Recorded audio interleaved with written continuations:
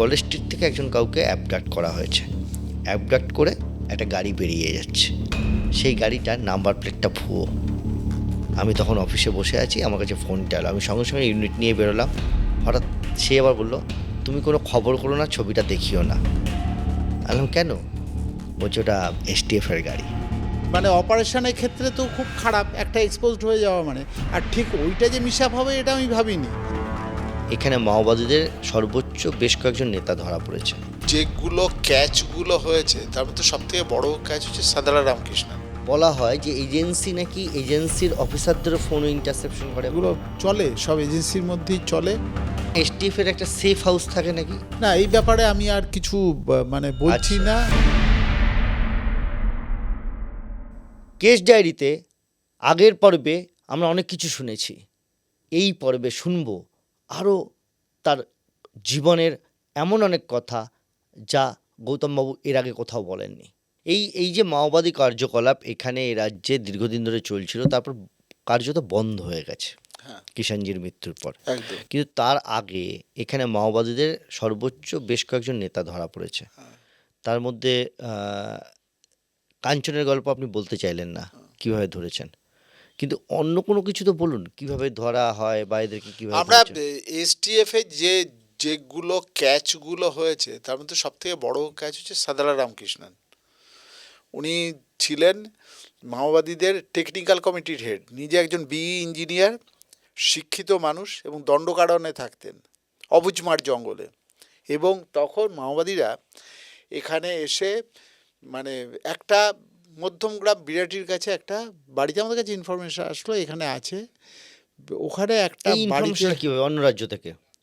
হ্যাঁ, এবং তারপরে এটা কি পার্সোনাল সোর্সে, না না, এটা হ্যাঁ পার্সোনাল সোর্স, মানে আসতো মানে এজেন্সির আসলো, মাধ্যমে বা পার্সোনাল এজেন্সি, সোর্সের হ্যাঁ, দুভাবেই আসতো? এজেন্সির মাধ্যমেই এটা এসেছিল। আচ্ছা, দিয়ে এবং আছে এখানে, কোথায় আছে কিছু সেটা জানি না, মানে ওটা লোকেট করা হলো পরে, এই করা হলো। এই লোকেটটা কিভাবে করে? সেটা সোর্স মারফত? সোর্স মারফত না, ওটা ওই টাওয়ার লোকেশন থেকে লোকেট করা হয়েছিল। আচ্ছা, নাম্বারটা পাওয়া গেছে? নাম্বারটা পাওয়া গেছিল পরে, ওটাও জেনারেট করা হয়েছিল নাম্বারটা, মানে ডাইরেক্ট নাম্বার কেউ দেয়নি যে এই নাম্বারে আচ্ছা। কাজ করছে। তাহলে কিভাবে এটা জেনারেট করা হয়? ওটা মানে কানেকশন দেখতে দেখতে পাওয়া গেছিল, অ্যানালিসিস করতে করতে। আমরা আচ্ছা, যে মানে প্রথমে হয়তো একজন কাউকে তার ফোন ইন্টারসেপশন নেওয়া হলো, হ্যাঁ তার সে যার সঙ্গে কথা বললে তার নেওয়া হলো, Exactly. আবার তারপর থেকে তার আরেকজনকে নেওয়া হলো, নিয়ে তারপর আরেকজনের পাওয়া গেল, আলটিমেটলি পাওয়া গেল হচ্ছে মূল লোকটার নাম্বার। এইভাবে চেন সিস্টেম। সেটাও যে মূল্য কেটে জানে না, মানে জানে না। যে প্রথমে পাওয়া গেছিল যে লোকটা দালালি করছিল, ওর ফোন নাম্বারটা, আচ্ছা, ওর ফোন নাম্বার অ্যানালিসিস, দালালি মানে ওই যে ঘর ঘর কিনে দেওয়া, কিনে মানে ভাড়া নেওয়া বা কিনে দেওয়া। তারপরে ওই নাম্বার অ্যানালিসিস করে যাই হোক ওখানে পাওয়া গেল, এবং যাকে পাওয়া গেছিল সে অ্যাসোসিয়েট, এবং সেক্ষেত্রেও সাদুলা রামকৃষ্ণর কোনো ফোন না, আচ্ছা ওর অ্যাসোসিয়েট আচ্ছা যে ওর সঙ্গে ছিল। আচ্ছা তা যাই হোক, লোকটাকেও আমরা চিনতাম না, অনেক দিন ধরে সার্ভিলেন্সে রেখে রেখে রেখে রেখে ওই লোকটাকে, চেনাটাও তো একটা মারাত্মক। হ্যাঁ সার্ভিস, এখানে আমাদের টিম মানে এক্সেলেন্ট কাজ করে, মানে প্রচণ্ড মশা, এবং এই ছেলেরা টোটালি ডেডিকেটেড এবং খুব ভালোবেসে এই কাজটা করতে। এই লোকটাকে, একটা লোককে আইডেন্টিফাই করা কিন্তু মুখের কথা না, একটা অচেনা লোককে ওই মানে অচেনা লোককে আবার যে করবে হ্যাঁ। তাকেও অচেনা থাকতে হবে, তাকে অচেনা থাকতে, নিজেকে লুকিয়ে রাখতে হবে। হ্যাঁ। ধরো একটা দাঁড়িয়ে আছে একটা বাড়ির সামনে, এই হয়তো দাঁড়ানো যায় না, না, দাঁড়ানো যায় না। একটা যে কোনো পাড়ায় অচেনা লোক গিয়ে একটা বাড়ির সামনে দাঁড়িয়ে আছে দেখেই সবাই সন্দেহ করবে। একদম জিজ্ঞেস করবে, হুম। ওরা কী ব্যাপার, আপনি রোজ রোজ দাঁড়িয়ে থাকেন, কী ব্যাপার। অথচ সারাক্ষণ ফলো রাখতে হয়, একদম যদি একবার উড়ে যায় তাহলে তার ধরা যাবে না না। পাখি। আর ওই এইটাই তো সবথেকে বড় কথা, ক্লিন পিক আপের ক্ষেত্রে এইটাই তো, অথচ পিক আপ করতে হবে কিন্তু কেউ যেন না জানে। কেন এটা কেন? যদি জানলে ওই যে চেন সিস্টেমে সবাই অ্যালার্ট হয়ে যাবে, সব জেনে যাবে। ও, এটাকে বলা হয় ক্লিন পিক আপ। হ্যাঁ ক্লিন, আচ্ছা। ক্লিন আর কি, হ্যাঁ, clean মানে তুলে নিয়ে কদিন রাখা হয়? না না, ওরকম কোনো ব্যাপার নেই। এবার ওইটাকে মানে অ্যানালিসিস করে করে তারপর জানা হবে। তবে ওই যে বললাম প্রথমেই, মানে যা কিছু এটা এসটিএফ এর একটা সেফ হাউস থাকে নাকি? না, এই ব্যাপারে আমি আর কিছু মানে বলছি আচ্ছা, না। আচ্ছা, প্রকাশ্যে বলা যাবে না। হ্যাঁ, অ্যাডমিনিস্ট্রেটিভ ব্যাপার বা কোনো এর ব্যাপার, মানে যে সিক্রেট ব্যাপার, অফিসিয়াল ঠিক, সিক্রেসি পুরোটা তো বলা থাকে। যায় না। আচ্ছা, সবকিছু বলা এবার যায় না। একটা বলছিলেন আপনি, এই যে ভয় পাওয়ার কথা বলছিলেন, এই যে বিভিন্ন সাংবাদিকরা বা সংবাদ মাধ্যম, এই সদানলা রামকৃষ্ণ হ্যাঁ এর সম্পর্কে আপনি বললেন, এই এরা কি করছিল সেটা যদি একটু বলেন। এই যে এখানে বাড়ি ভাড়া নিচ্ছিল, এটা মারাত্মক একটা মানে জিনিস করছিল। সেটা তো মানে রাষ্ট্র ব্যবস্থার এগেনস্টে যুদ্ধের প্রস্তুতি নিচ্ছিল। সেটা তো মাওবাদীরা এবং হ্যাঁ, এবং এখানে রকেট লঞ্চারের সমস্ত পার্টসগুলো ডিসেকশন করে করে, যেহেতু একজন মেকানিক্যাল ইঞ্জিনিয়ার, ইঞ্জিনিয়ার, সেহেতু উনি পুরো ডায়াগ্রাম করে করে মানে বিভিন্ন ওই যে লেদগুলোতে আলাদা আলাদা মানে Parts তৈরি রকেট করেছেন। লঞ্চারের পার্টসগুলো আলাদা আলাদা লেদে আলাদা আলাদা করে, কোনোটা বরানগরের লেদে আর কোনোটা দাসপাড়ার এই যে দাসনগরের লেদে, এরকম আলাদা আলাদা করে এখান থেকে কনসাইনমেন্ট পাঠানো যেত ভূপালে, এবং সব আলাদা লরিতে, আলাদা ট্রান্সপোর্টে, আলাদা কনসাইনমেন্টে যেত। আচ্ছা, মানে এই রকেট লঞ্চের পার্টসগুলো এখানে তৈরি হতো, তৈরি হয়ে এখান থেকে ভোপাল হ্যাঁ, যেত, এবং যে তৈরি করতো সেও জানতো না যে কি যে তৈরি কি করছে। তৈরি করছে। হ্যাঁ, তাকে একটা এবং ডায়াগ্রাম দিয়ে দেওয়া, তাকে ডায়াগ্রাম দিয়ে বলে এই জিনিসটা লাগবে, তো লেদে তো হ্যাঁ। করেই দেয়, ওরকম পাত দিয়ে করে দিত। আচ্ছা, আসলে ওগুলো ছিল রকেট লঞ্চার এইরকম, মানে এই ধরনের। এবং লোকটাকে যখন তোলা হলো, ক্যাচটা আমাকেও মানে খুব ক্লিন পিক আপ যেহেতু করতে হবে, আবারও বলছি এটা কিন্তু কারো পার্সোনাল ইন্টারেস্টে না, বা কোনো না, এই যে এটা তুমি ক্লিন বলো পিক আপ তো শেষ পর্যন্ত হলো না, সেই জন্যই সংবাদ না না মাধ্যমের কথা বলছি। ওটা ওটা ওটা ওটা ওটা অ্যাসিস্ট্যান্টের অ্যাসিস্ট্যান্টটা ক্ষেত্রে দীপক হলো। বলে একজন অ্যাসিস্ট্যান্ট। ও তুমি জানো ওই পার্টটা, হ্যাঁ, ওটা এ হয়েছিল। তো ওই পার্টটা আমি আসছি পরে, আগে সাদালাটাকে বললাম, হ্যাঁ। সাদালা ফলো করছে। আমি বাসে উঠে গেলাম সেন্ট্রাল এভিনিউতে, মানে ওই আয়কর ভবনে, হ্যাঁ ওই বেলঘরিয়ার দিক থেকে, হ্যাঁ না ওই বিরাটির আচ্ছা, দিক। বিরাটির দিক থেকে। হ্যাঁ, আমি প্রথমে গাড়ি নিয়ে ফলো করছিলাম, তারপরে একটা জায়গায় এসে স্ট্র্যাটেজিক পয়েন্টে আমি উঠে গেলাম বাসে। মানে বেশিক্ষণ তো আর ফলো করলে আইডেন্টিফাইড হয়ে যাব। দিয়ে ওখানে ফলো করে ও যখন নামলো, আমরা জানতাম কোথাও নামবে, স্প্লানেডের আশেপাশে ও নামতো। আচ্ছা, দিয়ে এবার স্প্লানেড আসার আগেই আচ্ছা, এই বাসে উঠে টিকিট যদি মানে যে কন্ডাক্টর টিকিট কাটে, তো টিকিট কাটতে আসলে কি টিকিট কাটতে, আপনি তো জানেন না যে কোন অবধি যাবে ও। কোথাও একদম শেষ, ও, শেষ অবধি টিকিট কাটে। একদম তুমি তো শেষ পর্যন্ত টিকিট কাটলে যেখানে খুশি নামতে পারো, কন্ডাক্টর তোমায় বলবে না। আচ্ছা, কিন্তু ছোট ডিস্টেন্সে যদি টিকিটটা কাটো, হ্যাঁ। তাহলে তোমাকে ধরবে, এই যে দাদা আর 2 টাকা না, দিন। সে তো লোকাল বাসে উঠলে, এটা দূরপাল্লার বাসে কোনোদিন হয় না, না। দূরপাল্লার বাসে হয়নি। আচ্ছা, যাই হোক, তারপরে উঠলেন, উঠে বুঝতে পারলেন। হ্যাঁ, ওর নামলো, ওর পেছন পেছন নামলাম, নেমে ওই তোমার কোন এর জায়গায়? কাছে, যোগাযোগ ভবনের কাছে। আচ্ছা, দিয়ে ওর মানে পাশে এসে হাঁটতে হাঁটতে ওর কাঁধে হাত দিয়ে দিলাম, কোন দিকে হেঁটে যাচ্ছিল? মানে স্প্ল্যানেডের দিকে, টুয়ার্ডস আচ্ছা, স্প্ল্যানেড। আচ্ছা, কাঁধে হাত দিয়ে দিলাম। আচ্ছা, দিয়ে এরকম করে তাকালো, ছোটোখাটো লোক, বয়স্ক মানুষ, রোগা পাতলা, চোখে চশমা। দিয়ে আমি ওর কানে কানে হিন্দিতেই বলে দিলাম, আমার পরিচয়টাই দিলাম। দিয়ে বললাম যে তুমি চেঁচামেচি করো না, তোমাকে মারবো না, কিচ্ছু হবে না, তুমি চুপচাপ আমাদের সঙ্গে চলো। এবার ও আমার গাড়িতে উঠলো, কোনো প্রতিবাদ ও, করেনি, বাসের কিছু পেছন না। পেছন গাড়ি এসেছিল। হ্যাঁ, গাড়ি তো ফলো করে আমাদের। এবং 2খানা গাড়ি নিয়েছিলাম, যাতে একটা যদি ফেল Miss করে করে। আর একটা গাড়ি যায়। দিয়ে ওকে তুলে নিলাম, তুলে তারপর ও চলে আসলো, আর কিছু কোনো- আপত্তি করলো না। কোনো কিচ্ছু আপত্তি করেনি। কিন্তু ওকে ব্রেক করানোটাই খুব মুশকিল ছিল, কিছুতেই ব্রেক করবে না, এ করবে না। পরে সেন্টিমেন্টাল কথা বলার পরে মাস এই দিন 3 বাদে ও ব্রেক করলো, যে এই ঘটনা। যে আমি বললাম যে তুমি অ্যাকচুয়ালি যে আপনি করছেন এই কাজটা, কাদের জন্য করছেন, কেন করছেন, আর এই যে নিরীহ লোকগুলো মারা যাচ্ছে, এটাই বা কার মানে লাভটা কার হচ্ছে। এটা বলার পর আমাকে লাস্ট কেঁদেও ফেলেছিল, চোখ দিয়ে জল বেরিয়ে গেছিল। এরা না কিছু মানে ভুল পথে কিছু মানুষ চালিত হয়, এর কথা আমি বলছি না, এটা তো মানে অনেক মানে উঁচু ধরের নেতা, মানে সাধারণ যারা এই যে মানুষ, এই যে বানে বলে একজনকে ধরেছিলাম, বানেশ্বর প্রামাণিক, এ তোমার একদম মানে স্কোয়াড মেম্বার। এরা কি করে, পাগলকে মেরে দিচ্ছে, পাগল, সত্যিকারের পাগল। ওর ধারণা হয়েছে ওই যে সিআইডি পাগল সেজে ঘুরে বেড়ায়, আমাদের ছোটোবেলা একটা ছিল না, ও জানে সিআইডি পাগল সেজে ঘুরে বেড়ায়, তো পাগলটা হচ্ছে সিআইডি, মারো, যাকে দিয়ে মারবে তাকে দিয়ে কবর খোঁড়াবে, কুঁড়িয়ে তাকে ভেতরে ফেলে দিয়ে মাটি চাপা দিয়ে জ্যান্ত অবস্থায় মাটি চাপা দিয়ে দিত। কেন জ্যান্ত অবস্থায়? তুই একটা গুলি করলেও তো লোকটা মারা যায়, তোদের কাছে তো বন্দুকও ছিল, এও ছিল। কি প্যাথেটিক ব্যাপার! বললো একটা দিলে 75 টাকা লাগবে একটা গুলির দাম, তাতে ওই পয়সায় মুরগা খেয়ে নেবো, মোড়ক খাবে, ওকে জ্যান্ত মেরে দিল। এরা কোনো আদর্শে অনুপ্রাণিত নয়। মানে কোনো আদর্শে অনুপ্রাণিত না। ও সেই বক রাক্ষসের মতো। বক রাক্ষস দেখেছো, একটা যে ওই পাঠাতে হতো খাবার খিদের জন্য, ওরা যেখানে যাবে ওই পকেটে খাবার, ওই লোকাল যে লোকেরা ছিল তাদের দায়িত্ব ছিল বালতি করে ভাত ডাল তরকারি এগুলো পাঠানোর। মানে সব জায়গায় তো রান্নাবান্না হতো না, এইগুলো পাঠানো বক রাক্ষসের মতো। এই এই এই সাধনারায়ণ রামকৃষ্ণ কেসে আপনি প্রথমে যখন বলছিলেন যে মিডিয়ার একটা ভূমিকা, এটা তো ওই যে অ্যাসিস্ট্যান্টকে ধরতে যাওয়া হলো, কলেজ স্ট্রিট থেকে অ্যাসিস্ট্যান্টকে তোলা হ্যাঁ, ও হয়েছিল। বিয়ে হয়ে গেছিল, এই এক্সপোজড হয়ে গেছিল। এইটা তো একটা, এটা তো এটা তুমি ভুল। জানো তো, তুমি এই ঘটনাটা আমি তাহলে একটু উল্টো দিকে, আজকে হ্যাঁ, আমি তুমি ইন্টারভিউ বলো। জায়গা থেকে উল্টো দিক থেকে তুমি বলি। বলো। আমার কাছে প্রথমে একটা ফোন এলো হ্যাঁ। যে কলেজ স্ট্রিট থেকে একজন কাউকে অ্যাবডাক্ট করা হয়েছে। অ্যাবডাক্ট করে একটা গাড়ি বেরিয়ে যাচ্ছে। আমি তখন অফিসে বসে আছি, আমার কাছে ফোনটা এলো, আমি সঙ্গে সঙ্গে ইউনিট নিয়ে বেরোলাম। শুনলাম যে কলেজ স্ট্রিট থেকে কাউকে একটা টাটা সুমো টাইপের গাড়িতে করে কাউকে তোলা হয়েছে। তুলে সেই গাড়িটা মুভ করে হচ্ছে ওখান থেকে উল্টো দিকে, পুরো উল্টো দিকে বউবাজার দিয়ে এসে লেনিন সরণির দিকে এসছে। ঠিক সেই সময় আমাকে যে তালতলা মোড়, এসএন ব্যানার্জি, যেটা দিয়ে ধর্মতলা যাওয়া যায়, সেইখানে একজন সার্জেন্ট আমাকে ফোন করে বললেন একটা গাড়ি, তাতে 4-5 জন লোক আছে ভালো ভালো চেহারার, মাঝখানে কাউকে বসানো, সেই গাড়িটার নাম্বার প্লেটটা ভুয়ো।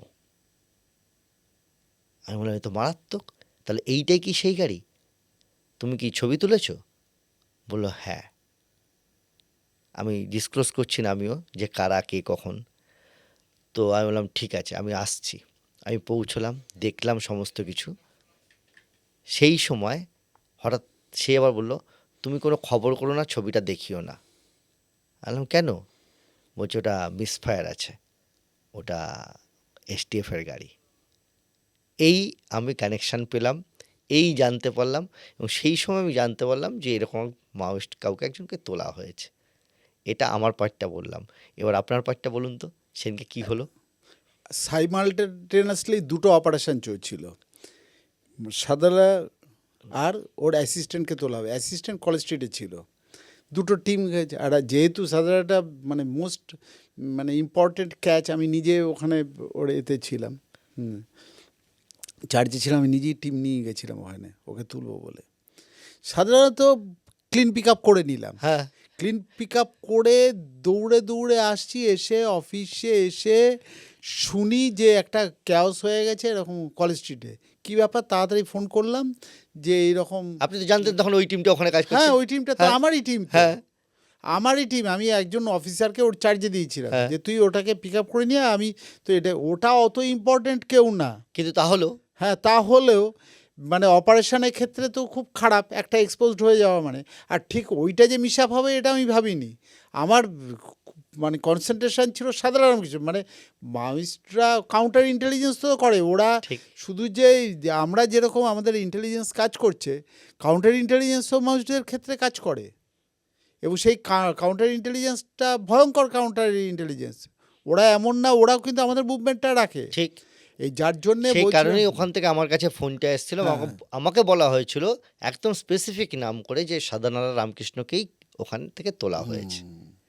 ওরা সেই ইনফরমেশনটা, এই যে কলেজ স্ট্রিটে এই ছেলেটাকে তোলা হয়েছে মানে ওরা সঙ্গে সঙ্গে দুয়ে দুয়ে ভেবেছিল। 4 করে নিয়েছে যে সাধনারায়ণ রামকৃষ্ণকে তোলা হয়েছে, এবং আমাকে তখনই জানিয়ে দেওয়া হয় যে সাধনারায়ণ রামকৃষ্ণকেই তোলা হয়েছে।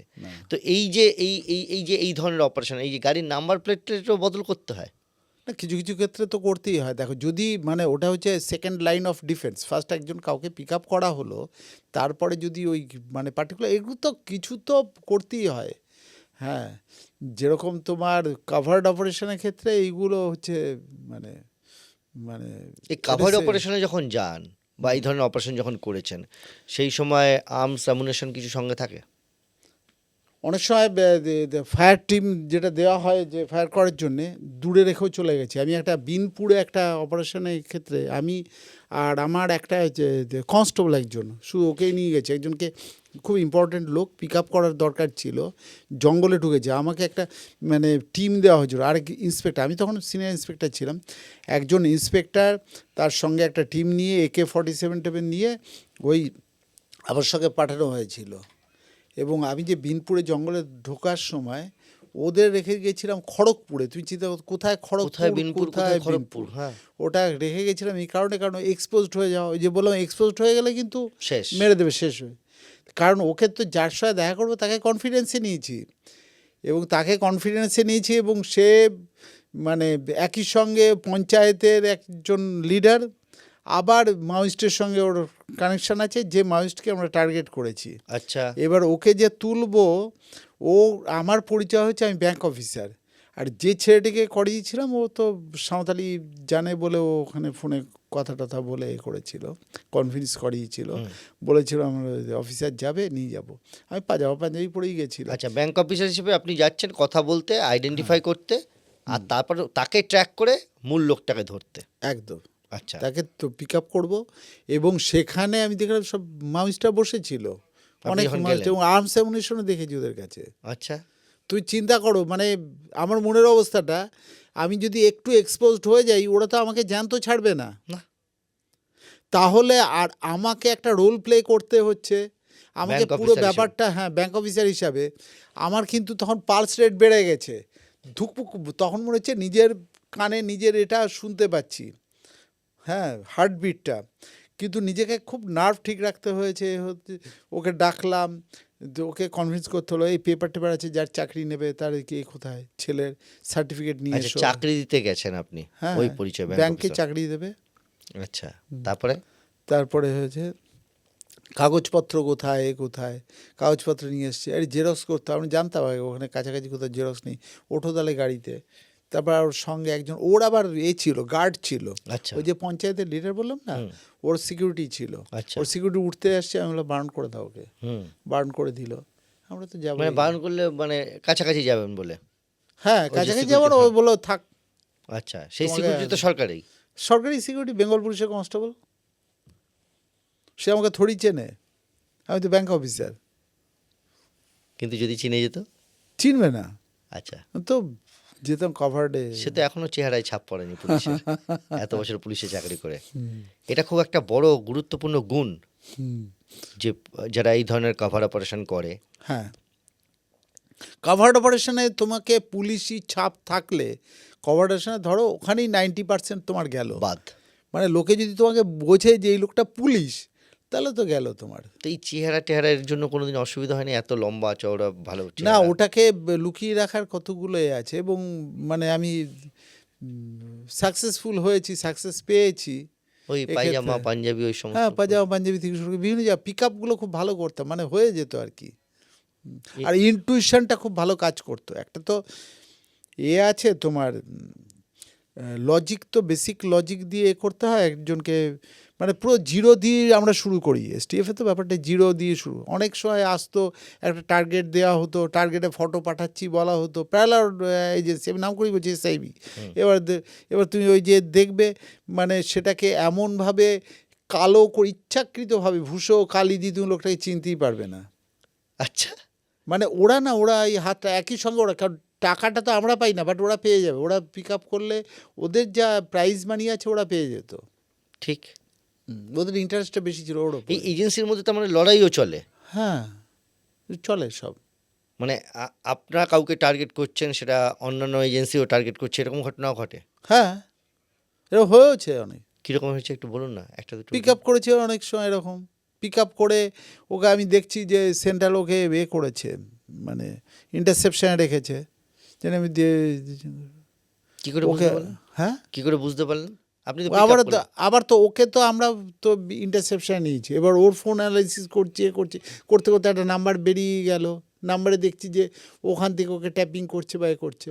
আচ্ছা, বুঝতে মানে পেরেছো তো? একটা ফোন নাম্বার সেটা অ্যানালিসিস করলে সেটা বোঝা যায় যে সেই নাম্বার থেকে এই নাম্বারটাকে ট্যাপিং করা একদম একদম দিয়ে তারপরে অনেক সময় হয় না, মানে এবার যে জানতে পারার পরে কি করলাম, ওকে করলাম, ওকে ফোনে বলে দিলাম যে তোরা পরে যে বলে দে, ও আবার যার সাথে কন্ট্যাক্ট রাখছিল হুম। ওর লোক, তাকে বলে দিতে বললাম যে আমি এখন কদিন হাইড আউটে চলে যাচ্ছি, আমি থাকবো না। এটা ওকে দিয়ে বলেই দিলাম, আচ্ছা, বলে দিয়ে ওর ফোনটা নিয়ে সুইচ অফ করে দিলাম, দিয়ে সিম ফেলে দিলাম, মানে সিম আর ডিট্যাচ করে দিলাম। মানে সেন্ট্রাল আইবি জেনে নিল আর কি, মানে সে তো তারও ইন্টারসেপশন আছে, তারা জানলো যে হাইড আউটে যাচ্ছে, একদম তারা জানতেই বলে না যে আপনি না, পিক আপ করে নিয়েছেন। না। এরকম হয়, এগুলো চলে, সব এজেন্সির মধ্যেই চলে। এটা সুস্থ প্রতিযোগিতাই বলো আর অসুস্থ প্রতিযোগিতাই বলো, প্রতিযোগিতা একটা চলে, মানে ক্রেডিট নেওয়ার ব্যাপারটা, কেউ কাউকে ক্রেডিটটা ছাড়তে চায় না। হ্যাঁ, তো এটা অসুস্থ কেউ হওয়ার কোনো রকম ঘটনা ঘটেছে? এই তো সুস্থ প্রতিযোগিতা, না এরকম তো সুস্থ ঘটনা না, কিন্তু কিছু কিছু তো হয়ই। আমাদের এসটিএফও হতো, মানে এসটিএফে এরকম হতো, ধরো আমি পাশের ঘরে ক্লিন পিক আপ হয়ে গেল, আমি জানি না যে অন্য কোনো টেররিস্ট মডিউলের ওপর কাজ করছে বা এফআইসিএন মডিউলের ওপর কাজ করছে, পিক আপ করে নিয়েছে, দেখছি একটা লোককে নিয়ে আসছি, পরে কাগজ পড়ে জানতে পারছি ওর সম্পর্কে, মানে কোথাও থেকেও একটা লিক হচ্ছে, ব্যাপারটা কোথা থেকেও লিক হচ্ছে একটা। এই লিকটা আটকানো যায় না? সোর্স, হ্যাঁ, লিক তো ম্যাক্সিমামই চেষ্টা করা হতো, এবং কিছু কিছু ক্ষেত্রে না অনেকের মানে বলে দেওয়ার এই যে প্রবণতা থাকতো, সেটা ক্রেডিট নেওয়ার জন্যই হোক বা অন্য কিছুর জন্যই হোক, কিন্তু আমাদের মাওয়িস্টদের ক্ষেত্রে আমরা খুব মানে সিক্রেসি মেনটেন করতাম এই কারণে, কারণ ওটা একটা মানে খুব সাংঘাতিক ধরনের লোক, সিকিউরিটির ব্যাপার ছিল তো। এই যে বলা হয় যে এজেন্সি নাকি এজেন্সির অফিসারদেরও ফোন ইন্টারসেপশন করে বা ট্র্যাপ করে করে, অনেকেই করে।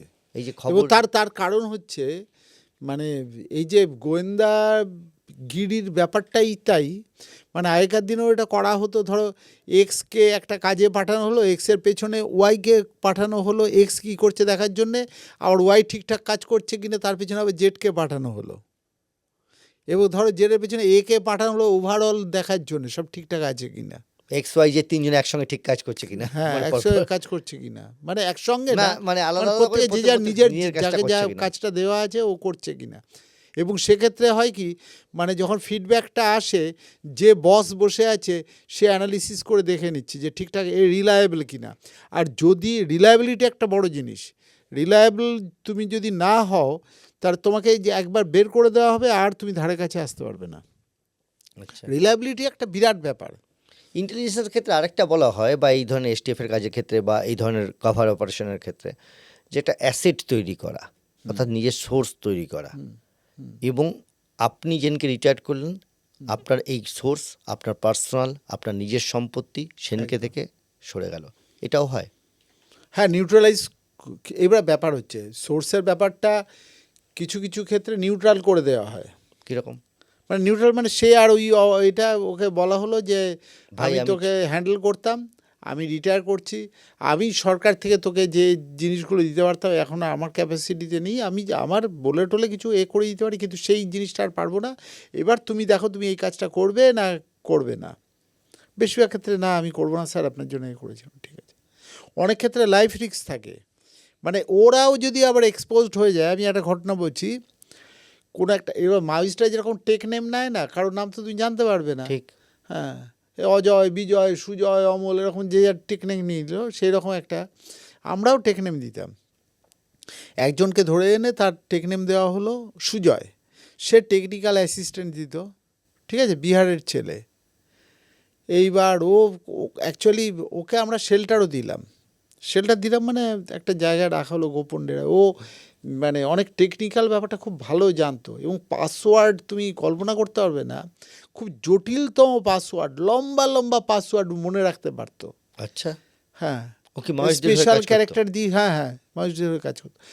আর এটা ব্যাপারটা পরে আসছি, মাওয়িস্টরা কিন্তু সব কিছু আবার কাগজ কলমে রাখতো না, তার ও কিন্তু সব মাথায় রেখে দিত, সব পাসওয়ার্ড, লম্বা লম্বা পাসওয়ার্ড, আর অদ্ভুত অদ্ভুত পাসওয়ার্ড, সেখানে স্পেশাল ক্যারেক্টার কোনটা স্মল কোনটা মানে তুমি বড় বড় পাসওয়ার্ড, অদ্ভুত অদ্ভুত, কী করে মনে রাখতে আমি জানি না, এত মেমারি কী করে থাকে একটা মানুষের, আমরা তো কল্পনাও করতে পারি না।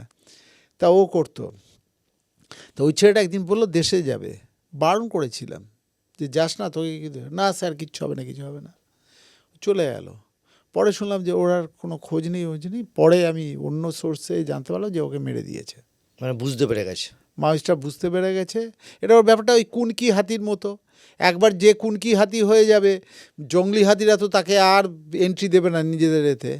ওই ঠিক সেই রকম যে পুলিশে হচ্ছে, ওরও আরও একটা ছেলের হয়েছিল, তাকে পাঠানো হয়েছিল একটা জায়গায়, সে ওই মানে আবার রাইফেল, সেই প্যারাল পুলিশের রাইফেল ছিনতাই করে নিয়ে ও মাউসটার কাছে নিজের গ্রহণযোগ্যতা প্রমাণ করার জন্য ওইটা দেখাতে গেছে যে এই দেখো আমি নিয়ে এসেছি। ওরা ওই যে খাপ পঞ্চায়েত বসালো, বসিয়ে ওরা মেরে দিল। এরকম হয়। ও মানে ওরা ক্রস চেক করে জেনে গেল যে ফলস ওটা। হ্যাঁ, ওকে মেরে দিল। ওকে না ফলস হোক বা অরিজিনাল হোক, ওকে আর ওরা বিশ্বাস- বিশ্বাস করবে না। ওকে একবার যারা পুলিশের টাচে গেছে, তাকে ওরা যেরকম জংলি হাতি বা যে কোনো জংলি প্রাণী ওই গায়ের গন্ধ শুকে বুঝতে পারে যে মানুষের টাচে এসছে, তা বিশ্বাস করবে না, ঠিক সেই রকম। ওর তোমার হাতি দেখবে নিজের মা হলেও তাকে আর অ্যাকসেপ্ট করবে না, ঠিক সেই রকমই। এরকম কোনো ঘটনা ঘটেছিল যে একজন মাওয়িস্ট লিডার যে পুলিশের সোর্স হিসেবে পুলিশ তাকে তৈরি করেছিল, মোটিভেট করেছিল, এবং তারপর তাকে নিয়ে জঙ্গলে ছেড়ে দেওয়া হয় এবং তারপর সে বদলে যায়, পাল্টি খেয়ে যায়? এরকম অনেক হয়েছে। কি হ্যাঁ, লিডার না, স্কোয়াড মেম্বারদের মধ্যে এরকম অনেক হয়েছে। কিরকম মানে হয়েছে? এটা তো কাজে ধরো 10 জন লোককে আমি তুললাম, মানে আলাদা আলাদা ডিফারেন্ট অকেশনে তাদের বোঝালাম যে এইটা দেখে এ হচ্ছে, আর তোকে এই জিনিসটা কাজ তোরা যেটা করছিস সেটা আলটিমেটলি কোনো দিন মানে এই জিনিসটা সাকসেস পাবি না, আর এটা অন্যায়, এটা গণতান্ত্রিক দেশ, এখানে ওইভাবে করা যায় না। যে ভাষায় বোঝে তাকে সেইভাবে বোঝানো হলো, সেই ভাষায়, এবং তাদের তো টাকা পয়সার লোভ দেখানো হলো, এই করা হলো, তোকে ছেড়ে দেওয়া হবে। বললো ঠিক আছে, মাঝে মাঝে আমার খবর দিবি। তার মানে ওটা আমার অ্যাসেট হয়ে গেল। ঠিক। এবার 10টা অ্যাসেট তৈরি করার জন্য ছেড়ে দিলাম। এই 10টা অ্যাসেট ছাড়ার পরে একটা হয়তো অ্যাসেট হলো, আর বাকি 9টা ওখানে কেউ গিয়ে- চুপচাপ বসে গেল আর কেউ ওদের সঙ্গে মিশে গেল। কিন্তু ওই একটা অ্যাসেটের জন্য বাকি 10টাকে ছেড়ে দেওয়া হতো। আচ্ছা। বুঝতে পারছো তো? এটা করতেই হতো, মানে না করলে বড় জিনিস তুমি পাবে না। বুঝতে পারছো? তো এসটিএফ এর এই যে এতজনকে অ্যারেস্ট করা, এতজনকে ধরা, সব থেকে টাফ কোনটা ছিল, সাধারণ রামকৃষ্ণ নাকি টেকনিক্যালি? মানে আমি বলছি ধরতে গিয়ে অনেক জটিল, অনেক কষ্ট করে ধরতে হয়েছে। না, অনেক মজার ঘটনাও ঘটে। আমি একটা মানে বিরাট ক্যাচ না হতে পারে, বড় বড় ক্যাচ হয়েছে, সেটা অন্য জিনিস। আবার মানে এতটা ইম্পর্টেন্ট না হলেও মানে খুব মজার ঘটনা ঘটেছে, এরকম কিছু ঘটনা ঘটেছে। যেরকম বলি, আমি নামটা চেঞ্জ করে দিচ্ছি, নামটা সাপোজ সেলিম নামটা। এক সময় তোমার বীরভূমে পাওয়া যাচ্ছে আর্মস র্যাকেট, যেটা আবার মাউসদের কাছে চলে যাচ্ছে দিনের পর দিন, ওটাকে কিছুতেই বাস্ট করা যাচ্ছে না, কোথায় যাচ্ছে। তারপরে আর্মস র্যাকেটটা পাওয়া যাচ্ছে, মানে আমরা লোকেশানটা এই হয়েছে, ওর ডাইরেকশানটা বুঝতে হচ্ছে, এখান দিয়ে নিয়ে যাচ্ছে, এখান দিয়ে ওখানে ইন্টারসেপশন রাখা হচ্ছে, কিন্তু পাওয়া যাচ্ছে না, মানে ধরা যাচ্ছে না কে করছে এটা, মানে লোকটাকে আইডেন্টিফাই করা যাচ্ছে লোকটাকে আইডেন্টিফাই করা যাচ্ছে না। যাই হোক, এবার একদিন একটা ফোন নাম্বার পাওয়া গেল ওই করে ইন্টারসেপশন রেখে বোঝা গেল যে এই লোকটাই করছে। এবার লোকটা ইন্টারসেপশনে, কিন্তু লোকটা কোথায়, কে বাড়ি, লোক তো কেউ চেনে না। তারপরে দেখলাম ওটা হচ্ছে, মানে একটা ট্র্যাক্টর কিনেছিল চাষ করার জন্যে। ওই হ্যান্ড ট্র্যাক্টর? না হ্যান্ড না, বড় ট্র্যাক্টর। আচ্ছা ওটা ভাড়াও খাটাতো। আচ্ছা। ট্র্যাক্টর ওখানে চলে গেলাম যেখান থেকে ট্র্যাক্টরটা কেনা হয়েছিল, গিয়ে বললাম, ওখানে পরিচয় দিয়ে ম্যানেজার কাছ থেকে পুরো ডিটেলসটা নিলাম যে এই লোক এখানে বাড়ি, কিন্তু বাড়িতে গিয়ে বাড়ি পাওয়া গেল না বা আইডেন্টিফাই করা গেল না, মানে অ্যাড্রেসটা ভুল। অ্যাড্রেসটা ভুল। ও ডেলিভারিলি দিতে পারে, ভুল অ্যাড্রেস দিয়েছিল, আবার নতুন করে শুরু করতে হলো। তাহলে কীভাবে পাবো লোকটাকে? এবার তোমার ওই যে ওকে একটা ফোন করলাম, মানে টার্গেটকেই ফোন করলেন? টার্গেটকে ডাইরেক্ট ফোন করলাম, হ্যাঁ। বলো স্যার আপনি এরকম নিয়েছিলেন ট্র্যাক্টর, আমি ট্র্যাক্টর কোম্পানি থেকে বলছি। বললো হ্যাঁ বলুন। আমি বললাম ওটাকে তো করতে হবে, আপনার যে ইন্স্যুরেন্স যেটা আছে তার আগে জেনে নিচ্ছি। ট্রাক্টর কিন্তু এরকম মানে আমাদের গাড়ি কি এত কিলোমিটার চললো, ট্রাক্টর এরকম হয় না, কত ঘন্টা চললো আমি জানতাম না, এটা ওদের ওখানে জানলাম গিয়ে। কি ট্র্যাক্টরে? মানে ধরো সার্ভিসিং আসে, first service, second service, third service. আমাদের গাড়ি ধরো 10,000 কিলোমিটার গেল, তারপরে ফার্স্ট সার্ভিস আসবে সাপোজ। হুম। ট্র্যাক্টরের ক্ষেত্রে এত ঘন্টা, 50 ঘন্টা চলবে কি 100 ঘন্টা চলবে, তারপরে ফার্স্ট সার্ভিস। আচ্ছা। আমার এক্স্যাক্ট আমার এটা ইউনিটটা মনে পড়ছে না, কিন্তু ওখানে ওর ক্ষেত্রে হচ্ছে ঘন্টা। আমি বলছি আপনার তো এরকম ইন্স্যুরেন্স ক্লেম কিন্তু পাবেন না, তাহলে নাহলে আমরা দেখবো, জাস্ট একটা করে দেবো, সার্টিফিকেট দিয়ে দেবো যে হ্যাঁ আপনি। বলছে আমার তো ওটা কিছুদিন রাজি হচ্ছে না, বলছে আজকে তো হবে না, কালকে, কিন্তু ওই দিনই তুলতে হবে, না হলে আবার পরে আসা যাবে না, আবার টিম জোগাড় করে দেরি করা যাবে না। বললাম যে স্যার ওটা কিন্তু হয়ে গেলে আপনি আর পাবেন না, এরপরে যদি হয়ে যায়, এত টাকা দিয়ে ট্রাক্টরটা কিনেছেন, আর একটা ফ্রি সার্ভিস আছে, আমরা পয়সাও লাগতো না, আমরা করে সই করে দিই। যাই হোক ওকে কনভিন্স করালাম, ও রাজি হয়ে গেল। এবার আসবো বললো, তাহলে চলে আসুন। এবার বাড়ি একটা বললো, বাড়িতে গিয়ে দেখলাম ও বাড়িতে নেই। আচ্ছা। তো কোথায় আছে? বললো ইট ভাটাতে আছে। অথচ ট্রাক্টর আছে ওখানে? ট্রাক্টর নেই। আচ্ছা, ট্রাক্টরও নেই। ও তো ওই যে বললো না আজকে হবে না, ট্রাক্টরটা ভাড়া খাটাতে দিয়েছিল, বললো আজকে নেই। আমি বললাম ঠিক আছে, তো সন্ধ্যেবেলা ফিরবে কি কখন ফিরবে, তখনই করে দেবো, জাস্ট দেখিয়ে দেবো, আপনি ওদের একটু বলুন। আর ঠিক আছে, নিমরাজি হওয়ার মতো। তারপর ওর শালা ছিল, বললো শালা কোথায়? বললো জামাইবাবু তো এতে আছে, ইট ভাটাতে। ইট ভাটা কোথায়? বললো যে এই জায়গায়। আমরা চিনবো থোড়ি, ওই মাঠের মধ্যে ইট ভাটা, তুমি চলো। ওকে তুলে নিয়ে চলে গেলাম ইট ভাটাতে। দিয়ে ইট ভাটাতে এসে জামাইবাবু ওখানে। আপনারা কতজন? সেলিম, আমরা, আমার 2জন কনস্টেবল ছিল, একজন অফিসার ছিল, আর আমি ছিলাম, আর ড্রাইভার। আচ্ছা। দিয়ে এবার ওকে ডাকালাম, আসলো। আমি বললাম কোথায় আপনার ট্রাক্টর কোথায়? আমি কিন্তু সেখানে সার্ভিস ইঞ্জিনিয়ার, ঠিক। বুঝতে পারছি, আমি কি দেখবো ওখানে ট্রাক্টরটাকে দেখবেন, চেক ট্রাক্টরটাকে। করবেন। আর আমরা তো ট্রাক্টরে কিছু বুঝি নাকি। আর আমার যে ড্রাইভারকে বলেছি তুই শুধু স্টার্ট করবি, তুই তো ড্রাইভার, তুই তো জানিস তো কীভাবে স্টার্ট করতে করতে, আর বাকিটা আমি খুব মানে ওই গম্ভীর মনোযোগ দিয়ে দেখবেন। গম্ভীর মনোযোগ দিয়ে এটা দেখে তারপরে করব, মানে পুরোটাই রোল প্লে করা আর কি। তারপরে ওকে তুলে নিয়ে যাচ্ছি। ট্রাক্টর যেখানে আছে সেখানে দেখাতে। হ্যাঁ, ও যাচ্ছে, যেতে যেতে একটু পরে ট্রাক্টরটার সামনে দিয়ে, স্যার ওই তো ট্রাক্টর আসছে, ট্রাক্টর থামান গাড়ি। ড্রাইভারকে তো বলাই আছে, ড্রাইভার থামাচ্ছে না গাড়ি। ও ড্রাইভার দা গাড়ি থামান।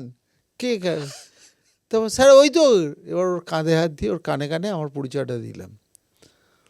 হ্যাঁ, আবার অরিজিনাল পরিচয় দিইনি, আর একটা অন্য এজেন্সি যে এটা হতো আর কি। আচ্ছা, এটা কিরকম হতো? ধরো সেন্ট্রাল এজেন্সির একটা নাম বলে দিলাম, ওখানে এরকম হতো।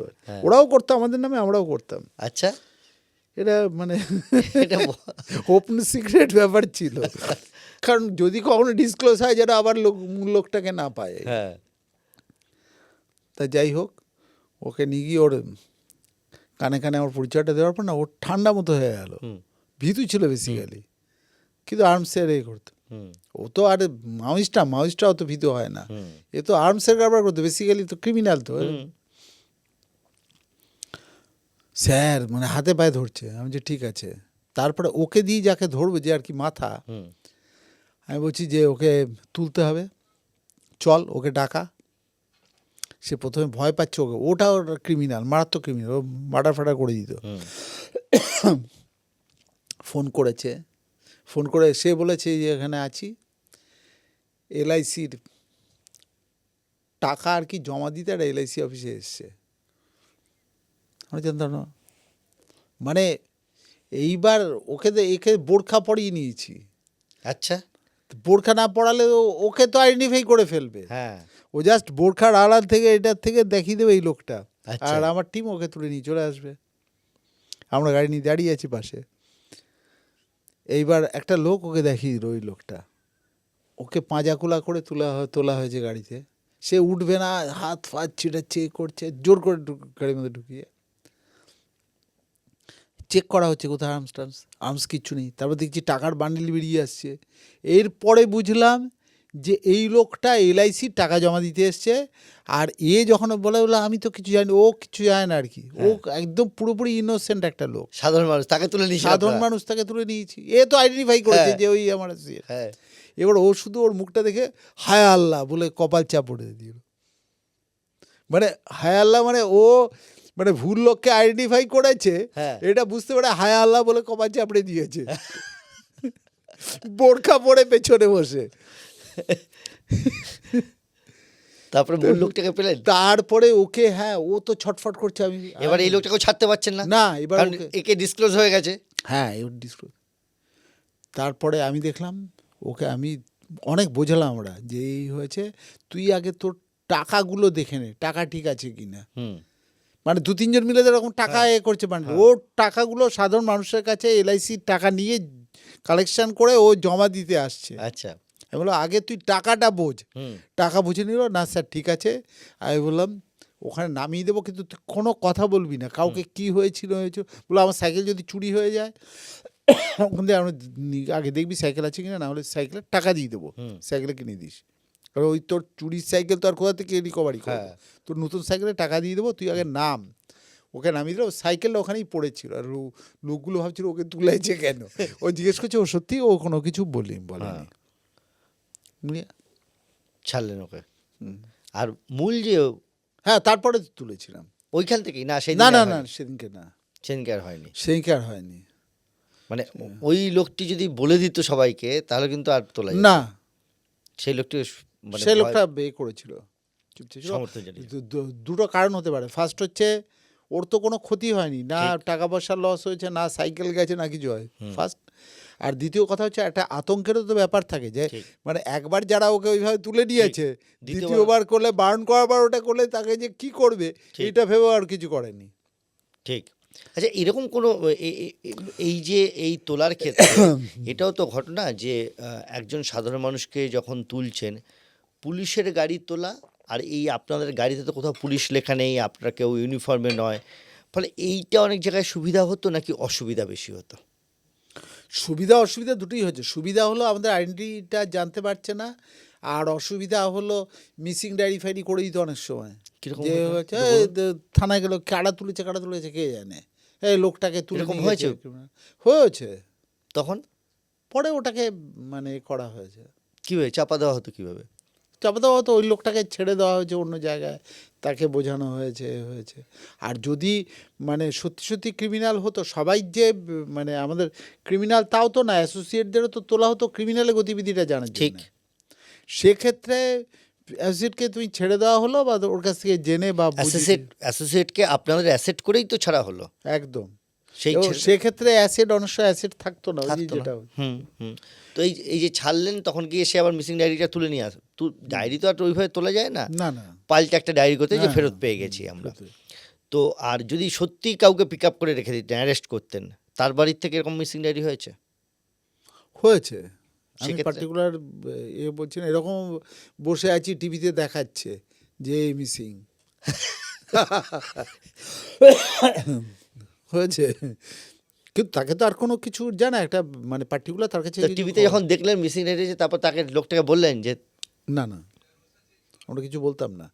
আমরা অ্যাকচুয়ালি কোথাও রাখলেও বা ওকে নিয়ে কোথাও ইন্টারোগেশন করছি, তা তাকে তো বোঝানো হতো না যে কোথায় নিয়ে যাচ্ছি, তার করে দেখতে দেওয়া হতো না বা করা হতো না। এটা সবই তোমার ওই যে বললাম একটা মানে বড় কিছুর উদ্দেশ্যে, বড় ছোট কিছু ছোট মানে অনেক ছোট কাজ ছোট করতে অনেক, হয়। হ্যাঁ বড় ছোট ছোট কিছু স্বার্থে। হয়তো তুমি মানে হয়তো ইন টোটো তোমার ফলো করা হতো না, বা ফাউল প্লেও হয়েছে কিছু জায়গায়। ফাউল প্লে এই অর্থে হয়তো টাইমিংয়ের ক্ষেত্রে প্রোডাকশনটা একটু দেরিতে হয়েছে বা কী হয়েছে, ব্যাস এইটুকুই।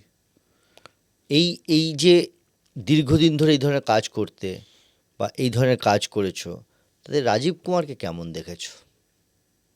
দুর্দান্ত, মানে গোয়েন্দা হিসাবে বলবো ওনার মানে অসাধারণ একজন গোয়েন্দা, এবং ওনার কাছে অনেক কিছু শেখার আছে। আর ওনারও ইন্টুইশন খুব ভালো কাজ করতো, মানে অসাধারণ। আর অসাধারণ ওনার না এই যে সোর্স মেনটেন বা প্রথম ওনার থেকে নিজের পার্সোনাল সোর্স একদম ওনার অসংখ্য সোর্স ছিল, এবং শুধু তাই না, ভারতবর্ষের বাইরেও ওনার নেপাল বলো, বলো ভুটান বলো, বাংলাদেশ বলো, উনি অনেক সোর্স মেনটেন করতেন।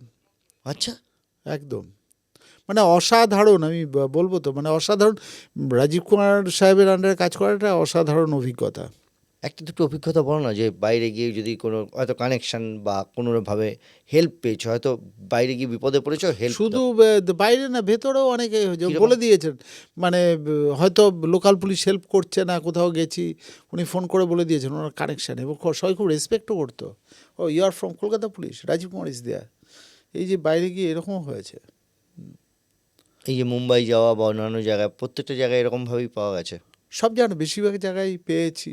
এবং শুধু তাই না, উনি তো বিভিন্ন জায়গায়, এই ধরো ভুবনেশ্বরে, এবং পরবর্তীকালে আমি তো ইন্সপেক্টর থাকতেই পরে এই যে মাওয়িস্ট অপারেশন শেষ হয়ে যাওয়ার পরে, মাওয়িস্টটা যখন নিউট্রালাইজ হয়ে গেল, তারপরে আমাকে একটা অদ্ভুত দায়িত্ব দেওয়া হয়েছিল, সেটা তোমার সাইবার সার্ভিলেন্স বলে একটা সেকশন তৈরি করা হলো সাইবারের উপরে, এসটিএফে। এসটিএফে, সাইবারের ওপর। কারণ কি, কারণ ধরো এই যে সাইবারে যে ঘটনাগুলো ঘটছিল, সব জায়গায় ডেটাগুলো কিন্তু এরা দিচ্ছিল না। আমার যে যে ডেটাগুলো চাই, ধরো ফেসবুকের ক্ষেত্রে আমরা ফেসবুক অথরিটি দিচ্ছে না, বা তোমার এই যে অনেক ঘটনা, এই যে ধরো ফেসবুকটা কি মানে মারাত্মকভাবে খারাপ কাজেও ব্যবহার করা যায়। ঠিক। যেরকম তুই এই যে রিসেন্টটা মানে কোন সাল আমি ঠিক খেয়াল পড়ছে না, ওই যে তোমার বাদুড়িয়ার ইয়েতে বসিরহাটে একটা রায়টের মতো পরিস্থিতি তৈরি হয়েছিল, মনে আছে? সেই সময় তোমার যে পোস্টটা হয়েছিল, ওই পোস্টটা যে করেছিল ওই লোকটাকে আমি পিক আপ করি আমরা। আচ্ছা, চুপচাপ। ওই লোকটা একদম চুপচাপ পিক আপ করে। ওই লোকটা একটা অ্যাস্ট্রোলজার, এবং ওকে করলাম, ওকে হাত দেখাবো বলেই ডেকেছিল একটা জায়গা, ও পিক আপ করে নিয়ে চলে এসেছিলাম। এবার কী করেছিল, ওর পোস্টটা থেকেই আগুনটা ছড়ায়। ওর পোস্টটা কি পোস্ট করেছিল যে কোনো একটা সম্প্রদায়ের লোক, বিশেষ সম্প্রদায়ের লোক আরেকটা বিশেষ সম্প্রদায়ের মহিলাকে শ্লীলতাহানি করছে। সেখানে ওই দ্রৌপদীর বস্ত্রহরণের মতো একটা ছবি লাগিয়ে দিয়েছে। শাড়ি। পরে জানা গেল ওটা ঝাড়খণ্ডের একটা ভোজপুরি ফিল্মের তোমার ওটা ছবি ক্লিপিংটা কেটে দিয়ে করেছে। ওর আগুনের মতো ছড়াচ্ছিল সব চারিদিকে। স্বাভাবিকভাবে যে সম্প্রদায় ভিকটিম তারা তো করবি, তারা স্বয়ং করলো, কেন এরকম হলো, দিয়ে আগুনের মতো ছড়াচ্ছিল। তখন দেখা গেল যে এইটা ফেসবুকে বলা হলো তোমরা এইগুলো লিঙ্কগুলোকে বন্ধ করো। হ্যাঁ, যে ডকুমেন্ট সবসময় পাওয়া যেত না, তখন কি করতাম, এই প্রবলেমটা তো সলভ হচ্ছে না কিছুতে, অনেকগুলো মানে আইনগত বাধা ছিল। কেস করলে সেই ডকুমেন্টেশনগুলো দিতে হবে। একদম, ওকে যদি ফেসবুককে বলি যে এই লিঙ্কগুলোকে তুমি বসিয়ে দাও বা করো, সরাসরি যাবে, কেস রেফারেন্স যাবে। আর ও তো অফিসে এখানে নেই, কোথায় ম্যাক্সিমাম সব ইউএসএ বা ইউটিউবে করতে হতো। তখন তাহলে কি করব আমরা, কারণ এটা তো কয়েক সেকেন্ডের মধ্যেই তো হাজার হাজার ছড়িয়ে যাচ্ছে, সারাদিনের মধ্যে কয়েক লাখ ছড়িয়ে গেল। এত লোককে একসঙ্গে করা যায়, নিউট্রালাইজ করা যায় নাকি? তখন কি করলাম, তাহলে একটা নতুন পদ্ধতি আবিষ্কার করো। সেই পদ্ধতি করতে করতে তখন মানে আমরা এটাকে করলাম, মানে সাইবার সার্ভিলেন্স, সাইবারের ওপর সার্ভিলেন্সটাও রাখা হতো। একই সঙ্গে যে ওটা করছে, পোস্ট করছে বা করছে, ওই লোকটাকে ওটা তার ওই ফেসবুক অ্যানালিসিস করে তাকে তার ফোন নাম্বার বা কিছু পাওয়া গেল, তাকে তুলে নিয়ে এসে বা তাকে বলে যে তুমি ওটাকে করে ডিলিট করো, মুছে দাও। আর তুমি ডিলিট করে দাও মানে ও ডিলিট করলো, মানে ও যারা যারা শেয়ার করেছিল সব ডিলিটেড হয়ে গেল। এইভাবে আমরা খুব সাকসেস পেয়েছিলাম। মানে টেকনিক্যাল সমস্ত ডকুমেন্ট জোগাড় করে আদালতে নিয়ে গিয়ে তাকে প্লেস করা সম্ভব না। এটা অনেক বেশি প্র্যাকটিক্যাল। এবং আমি যার জন্যে আমি তারপরে 2008-এর পর 2017-তে অ্যাসিস্ট্যান্ট কমিশনার হওয়ার পরেও আমাকে এসটিএফে রেখে দেওয়া হয়েছিল ওই কাজটা দেখার জন্যে, মানে ওইটা করার জন্য, এবং সেখানেও অনেক সাকসেস পাই। এবং এই ধরনের গণ্ডগোল বা সাইবার এই ধরনের যে গণ্ডগোল, অশান্তি ছড়ানো মানে সোশ্যাল মিডিয়ার মাধ্যমে, সেটা আটকানোর এটাই আপনি বলছেন সবথেকে প্র্যাকটিক্যাল পথ। একদম সবথেকে প্র্যাকটিক্যাল পথ, এখনও পর্যন্ত সেটাই সবথেকে প্র্যাকটিক্যাল পথ। এবং শুধু তাই না, আমি এই যে সাইবার থেকে আমরা চন্দন দাস বলে এক আসামি ছিল নদিয়া ডিস্ট্রিক্টে, সে মানে দুটো মার্ডার হয়ে গেছিল, রুলিং পার্টির দুজন ওয়ার্কারকে মেরে দিয়েছিল, দিয়ে গা ঢাকা দিয়েছে, কোথাও তাকে পাওয়া যাচ্ছে না। এবার তো সিআইডি ওকে খুঁজছে, এসওজি নদিয়া খুঁজছে, কেউ পাচ্ছে না। তখন কিন্তু আমরা চিনি না লোকটা কে, বা কেসটা সম্পর্কে বেশি কেসটা সম্পর্কে জানি না, লোকাল থানার কেস, কিন্তু ওটা তোমার খুব মানে সিএম ম্যাডাম নিজে ইন্টারেস্টেড, ওকে ধরে দিতে হবে। তখন সুরজিৎ কর প্রকাশ সাহেব দিদেন ডিজি, উনি বললেন যে ওটাকে ধরতে হবে যে করেই হোক। তা এবার আমরা উঠে পড়ে লাগলাম, সিআইডি হলো না, SOG special operation group Nadia ওরা ফেল করছে, ওরা কিন্তু জানে আসামিটা কে আচ্ছা বা ওর কি অ্যাসোসিয়েট আছে বা এ আছে, কিন্তু ওরা ধরতে পারছে না, গা ঢাকা দিয়েছে। এবং কোনো ফোন ইউজ করেছে, পুলিশের প্রথাগত পদ্ধতি যেটা, ফোনটা ট্যাপ করে, ইজি জিনিস, ফোনটা ট্যাপ করে ওইটা কোথায় আছে আছে লোকেশান করো, লোকেশান আইডেন্টিফাই করে ওখানে চলে যাও, ওখান থেকে তুলে নিয়ে চলে আসো, কিচ্ছু নেই, ফোন টোন কিছু ইউজ করছে না। এইবার কি করতে করতে ওকে অ্যানালিসিস করতে করতে এটাই পেলাম তোমার ফেসবুকটা, হঠাৎ ওর ফেসবুকে দুটো একটা মাঝে মাঝে হচ্ছে, পোস্ট হচ্ছে বা হচ্ছে, ওখান থেকে ফেসবুক অ্যানালিসিস করে করে একটা কন্ট্যাক্ট পেয়ে গেলাম। আমি ডিটেলসে যাচ্ছি না, আমি ঘটনাটা বলছি। কন্ট্যাক্ট পেয়ে গেলাম, পেয়ে দেখছি ও ঘুরতে ঘুরতে তোমার মহারাষ্ট্র সব ঘুরে লাস্টে গোয়ায় এসছে, বুঝতে পারছো। ও কিছুদিন করে থাকছিল, মধ্যপ্রদেশে ছিল, মাঝখানে তো রাজস্থানে ছিল, তারপরে মহারাষ্ট্র গেছে, তারপরে গোয়ায় গেছে। গোয়ায় গিয়ে ও থিতু হলো, এই লোকটা গোয়ায় থাকছে, কিন্তু কোথায় থাকছে আমরা যাচ্ছি না। একটা কন্ট্যাক্ট নাম্বার পেলাম যে ওর কন্ট্যাক্টে আছে। আচ্ছা, আমি এখানে আমার টিম রেখে গেলাম, আমি কিন্তু ওকে তো আমরা চিনি না, আইডেন্টিফাই করতে হবে। নদিয়ার যে এসওজি টিম, ওর একজনকে নিলাম, এক এএসআই, যে আইডেন্টিফাই করবে। আমার এক অফিসার, এক কনস্টেবল নিলাম, আর আমি দিয়ে ফ্লাইটে করে গোয়ায় চলে গেলাম। আমার টিম কিন্তু এখানে, এরা অ্যানালিসিস করছে প্রতি মুহূর্তে, আপডেট জানাচ্ছে, লোকেশান দেবে সব করবে, টেকনিক্যাল অ্যানালিসিসটা এখানে করছে, আর আমরা ওখানে চলে গেলাম। দিয়ে দেখতে পেলাম একটা লোক, ওই যে আইডেন্টিফাই ফোন নাম্বারটা, ওই ফোন নাম্বারতে জানতে পারলাম ও হচ্ছে তোমার ছুতোরের কাজ করে, ছুতোরে মিস্ত্রি, মানে ভালো অবস্থা, ভালো, কিন্তু মিস্ত্রি আর কি। তাকে তার ইন্টারসেপশানে তার বউটারও ইন্টারসেপশান নিলাম। আচ্ছা, কারণ পাওয়া যায় একের পরে। এবার ওর বউয়ের ফোনে দেখি ও আর কি করছে, ফোন করছে, কথা বলছে। হ্যাঁ, তারপরে বুঝলাম যে ওর সঙ্গে কোনো একটা ইলিসিট রিলেশন আছে, ও হাজব্যান্ড না থাকলে বউটার কাছে ও আসে মাঝে মাঝে। আচ্ছা, তারপরে আমরা যেদিন গেছি সেদিনকে না, তার পরের দিন আমরা একটা এতে উঠেছি, লজে, এই গেস্ট হাউসে উঠেছি, দেখলাম ওর বাড়ির কাছে গোয়া পুলিশকেও বলে রেখেছি যে এরকম আছে, তুলবো, কোথায় আছে, কে আছে, এসব জানে না ওরা, যখন লাগবে অ্যাসিস্ট্যান্স তখন নিয়ে নেব। তারপরে ওর মানে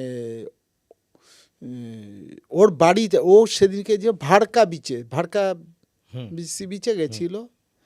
এবার আমার তো অফিসার আর এই যে কনস্টেবল তো ইয়াং, তো মানে উত্তেজিত হয়ে পড়ছে, স্যার চলুন ওখানে, একদম না, চুপচাপ থাক, কারণ বিচ থেকে ফিরতে ফিরতে ওর সন্ধে হবে, সন্ধ্যার পরে ঢুকবো, সন্ধ্যের পরে ঢুকছি। এবার টার্গেট কিন্তু আমার যে টার্গেট চন্দন না, চন্দনকে যে শেল্টার দিয়েছিল সেই লোকটা, যে ছুতোর আর কি। দিয়ে যথারীতি সন্ধেবেলায় ঢুকেছে, ঢোকার পর টাওয়েলটা আমি ঢুকলাম, এবং বাইরে গোয়া পুলিশের 3 জনকে রেখে দিয়েছি, আমি আমার ওই ছেলেটাকে কনস্টেবলকে নিয়ে ঢুকেছি। ও তো দেখে অবাক, কে না কে ঢুকেছে, কেন, কী ব্যাপার। এই ছুতোর কি বাঙালি না ছুতোর ওখানকারই? বাঙালি, আচ্ছা, আমাদের এখানকার লোকাল ছেলে। ও জাস্ট জিন্সটা খুলেছে, খুলে টাওয়েলটা এরকম করে পড়ছে। দিয়ে আমি ওকে বললাম, এই ওরে কানে কানে বললাম যে চন্দন কোথায়, আমি তো কিছু জানি না, আমি জানিস না, আমার মেয়েরা একদম, বল কোথায় চন্দন। ধমক দেওয়ার পরে বলছে, না স্যার সত্যি জানি না ও কোথায়।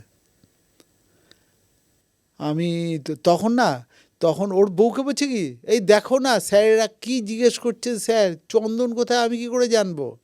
ওর বউ বলছে না না স্যার, চন্দন যায় না তো, চন্দন কেন, চন্দন কোথায়, চন্দনকে খুঁজছেন? ওর বউ বলছে। হুম। আর এদিকে এর আড়ালে ও চন্দনের সঙ্গে মাঝে মাঝে দেখা করে ওই সব। আমি তখন একে ছেড়েছি, আমি যে তুই একটু, আমার কনস্টেবলকে বলছি একটু সরা দূরে। বউটার কাছে গেছি, আমি বলছি এই তোমার সঙ্গে চন্দনের কি রিলেশান বলে দেবো। বলে দেবো তোমার বরকে? সে বলছি কি, বলছে তার মানে, তার মানে সেদিনকে দুপুরবেলা এই করেছে, ওই দিন ওখানে দেখা করেছিলে, তারপরে এই বলেছে। ও না প্রায় আমার পায়ে পড়ার মতো, স্যার খবরদার না, আমার সংসারটা ভেঙে যাবে। আমি বললাম তাহলে তুমি বলো যে চন্দনের বাড়িতে আমাকে নিয়ে যেতে, চন্দনকে ধরে নিয়ে যেতে। এই স্যাররা যা বলছেন তুমি করো, যাও স্যারের সঙ্গে যাও, চন্দনকে ধরিয়ে দাও। তারপরে ওকে নিয়ে সন্ধেবেলায় মানে একটু অন্ধকার হওয়ার পরে এর টিম নিয়ে গেলাম গোয়া পুলিশের ছোট টিম একটা নিয়ে ওই বাড়িটা, কেন দূর থেকে দেখতে পেলে তো পালিয়ে যাবে। প্রথমে আমরা সিভিলে গিয়ে এটাকে ঘিরিয়ে দিলাম বাইরে, তারপরে ইউনিফর্ম। এবার বাড়ির মালকিন যে সে পুলিশকে ঢুকতে দেবে না, পুলিশ বলছে যে এই ঘটনা, লোকাল পুলিশ ইউনিফর্ম পরে গেছে না, বাগড়াবি করছে। দত জোরে দিয়ে করে ঢুকলাম ওপরে, 3 তলার ওপরে ছিল একটা ঘরে, দিয়ে ধাক্কা মেরে খুলে। না, এই যে বাড়ির মালিক যখন ঢুকতে দেবে না বলছে পুলিশকে, ততক্ষণে চন্দন জেগে যায়নি বা চন্দন বুঝতে পারেনি? হ্যাঁ এটাই বলছি তো। এবার ওঠার পরে দেখি চন্দন জামা প্যান্ট পরছে, মানে ও যে পালানোর প্রস্তুতি নিচ্ছিল বুঝলো। আর ওটা ওর দ্বিতীয় বউ যাকে নিয়েছিল, প্রথম একটা বউ আছে তাকে ডিভোর্স করেনি, আচ্ছা। এই 2 নম্বর বউটাকে একটা ছোট বাচ্চা আচ্ছা। নিয়ে ওখানে ছিল, ও, দ্বিতীয় বউটাকে নিয়ে। ফলে ও slow হয়ে গেছে। পালানোর সময় দ্বিতীয় বউটাকে নিয়ে পালিয়েছিল। মানে তার মানে ও প্রথম- স্লো হয়ে গেছে যেহেতু হ্যাঁ, ফ্যামিলি ছিল। ও যদি সিঙ্গেল থাকতো ঠিক, ওই ঠিক। ঝামেলার মধ্যে কিন্তু ও পালিয়ে যেতে পারত একদম সুযোগ বুঝে। না, কিন্তু আমি তো আগে তো সিল চারিদিকে করে ঘেরা দিয়েছি, আছে। চারিদিকে ঘিরে দিয়েছি, পালানোর কোনো পথ নেই। ঠিক। দিয়ে তারপর চন্দন ধরা পড়লো। দিয়ে চন্দন শুধু একটা কথাই বললো আমার দিকে তাকিয়ে, বললো স্যার আমি জানতাম আপনি আসবেন। মানে আমি না পুলিশ অফিসার, বলছে আমি জানতাম আপনি আসবেন, চলুন স্যার কোথায় যেতে হবে। খুব স্মার্ট, আচ্ছা। চলুন কোথায় যেতে হবে। কিন্তু স্যার এদের কী হবে? ওর বউটাকে বললাম কী হবে? বললো আমি তো একা যেতে পারবো না, এতে হাওড়ায় বাচ্চাটাকে নিয়ে যেতে হবে। তখন আমি বললাম তোমাদের জানাশোনা কে আছে এখানে? যেন আর ওই লোকটাকে যাকে দিয়ে আইডেন্টিফাই করেছে ওকে ছেড়ে দিচ্ছি। ও কিন্তু আমাকে বলেছিল যে স্যার ও কিন্তু নটোরিয়াস জিনিস। হ্যাঁ ঠিক আছে, সে খেয়ে যাবে। ও কথা বললাম যে এখানে বললো, ওর কথা বললো। আমি বললাম তাহলে ওই ওকে যেচে ডাকাও। বললো, আপনি বললেন না? ওকে ডাকালো, ডাকে যে একে দিয়ায় বউটাকে, টাকা কোথায় পাবো স্যার? আচ্ছা এই টাকা দিয়ে দে। আমরা টাকা দিয়ে দিলাম। এই টাকাগুলো কি পকেট থেকে দিতে হতো?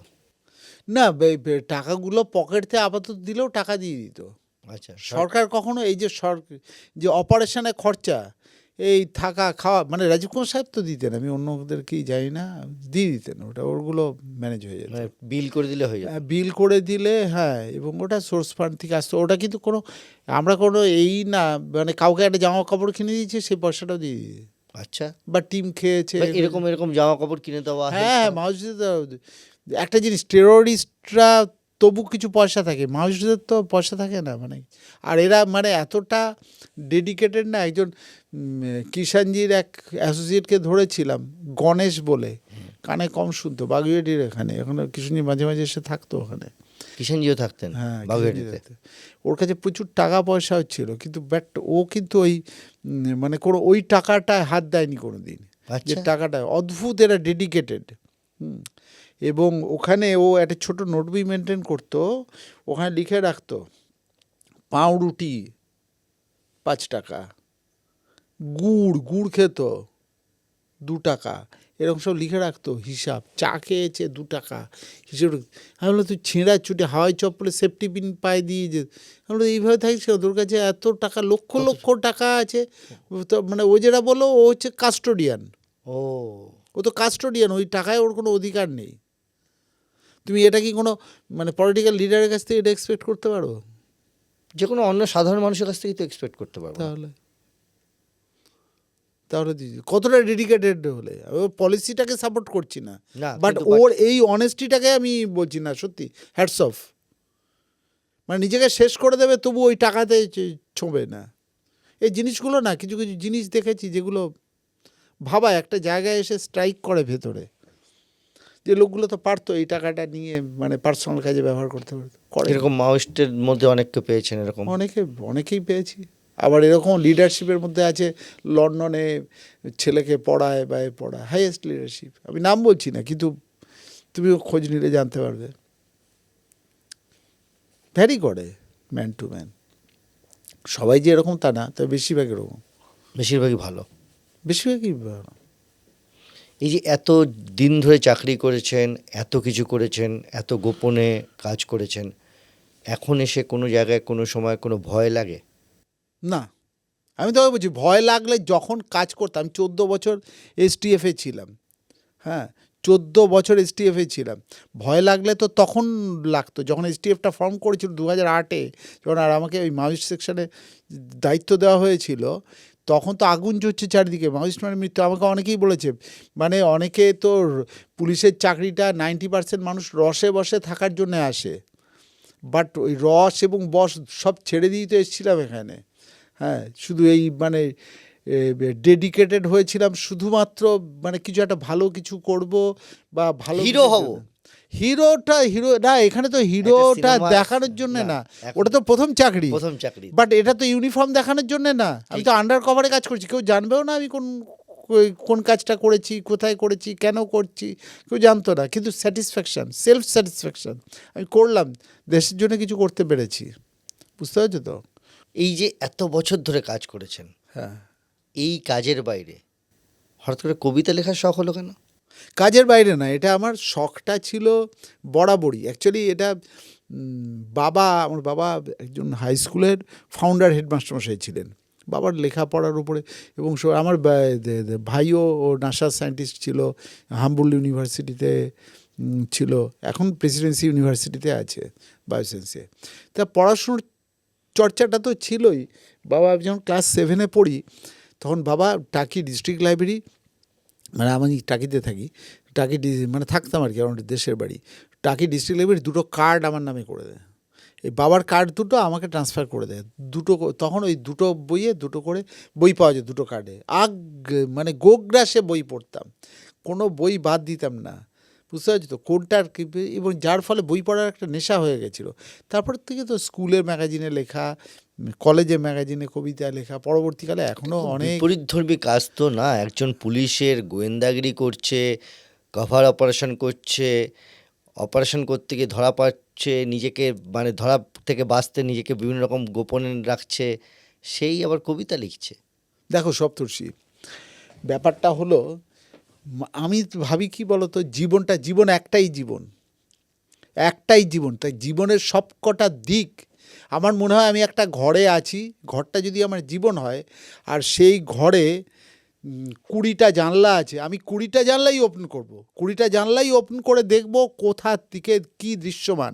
আমি একটা দৃশ্য ভালো লেগেছে বলে বা 2টো দৃশ্য ভালো লাগছে বলে শুধু ওই জানলা 2টো খুলে রাখলাম, বাকিগুলো দেখলাম না, এরকম না, ভালো খারাপ সব কিছু, যার জন্য শুধু না আমার এই যে আমি ছবিও আঁকি, ছবি আঁকার কলকাতার অনেক মানে এতে আমার ছবি হয়, মানে ছবির প্রদর্শনী হয়েছে, বুঝতে পারছো তো, অনেক মানে বড় বড় academy of fine arts, Birla একাডেমিতে, তোমার সব ICCR-এ সব আমার হয়েছে, ছবি প্রদর্শনী হয়েছে, ছবি আঁকি, কবিতা লিখি, আমার নিজস্ব একটা চ্যানেল আছে, ইউটিউব চ্যানেল, সেখানে আমি আমার কবিতা আমি আবৃত্তি করি, তার সঙ্গে গানের কম্পোজিশন করে, তারপর বিভিন্ন ইভেন্টে যাই, হ্যাঁ সেখানে তো সেটা কি রিটায়ার্ড হওয়ার পর আরো বেড়ে গিয়েছে? রিটায়ার হওয়ার পর তো হ্যাঁ বেড়ে তো আরও গেছে, মানে প্রথম থেকেই যেতাম। সময় পান কি করে? সময়টাকে ম্যানেজ করতে হয়। অনেকে আমাকে জিজ্ঞেস করেছে এরকম, হ্যাঁ, যে সময়টা পাই কী করে। আসলে সময় ব্যাপারটা তো কাস্টমাইজড করা, তুমি এরকমও হয়েছে, এই যে ছবি আঁকাটা আমার ক্ষেত্রে একটা রিলিফ, আচ্ছা, কবিতা লেখাটা আমার ক্ষেত্রে রিলিফ। আমি ধরো একটা অপারেশন করলাম, টানা হয়তো 48 ঘন্টা আমি তার পেছনে, কারণ অপারেশন মানে তো অপারেশন না, তাকে পিক আপ করে আনলাম, তাকে ইন্টারোগেশন করা, তার যে জিনিসগুলো সিজ করা সেইগুলো, তার সঙ্গে অ্যাসোসিয়েটগুলো কারা কারা আছে, এটা তো আর দেরি করা যায় না, সঙ্গে সঙ্গেই করতে হয়, এটা অন্য কাউকেও দেওয়া যাবে না, কারণ ওর পেছনে তো ব্যাকগ্রাউন্ডটা আমি কাজ করেছি, আমিই জানি ওর বাকি যে কাউকে যে দিলাম তুই বস, ও তো কিছু বুঝবে না। যার ফলে এটা করে টোরে 48 ঘন্টা পরে হয়তো বাড়িতে আসছি, খুব টায়ার্ড লাগছে, চোখ মুখ ধুয়ে দিলাম, করলাম, ফ্রেশ হলাম, অনেক সময় রাত 1:30 2টোর সময়, তখন না একটু মানে চা করতে বললাম, চাটা খেলাম, চাটা খেয়ে একটু চোখটা বুঝিয়ে তখন মনে হলো যে একটা কিছু মানে আসছে, লিখতে শুরু করলাম বা ছবি আঁকতে শুরু করলাম। ওটা হচ্ছে কি বলবো, ওটা মেডিটেশন করার মতো, আচ্ছা, এটা মেডিটেশন করার মতো, ওটা রিলিফ দেয়। এই রিলিফটা বিশেষ করে আমাদের মতো যারা চাকরি করে না, মেন্টাল স্ট্রেসে থাকে তো প্রচণ্ড পরিমাণে, তাদের আমার মনে হয় কিছু না কিছু সাইডে থাকা উচিত। ফ্যামিলি কতটা ডিপ্রাইভড? ডিপ্রাইভ ঠিক সেই অর্থে না, আমি তো মানে প্রথম দিকে বরাবরই আমি এতে থাকতাম, ফ্ল্যাটে থাকতাম, সরকারি কোয়ার্টারে, আমার ফ্যামিলি আমার সাথে থাকতো, হ্যাঁ।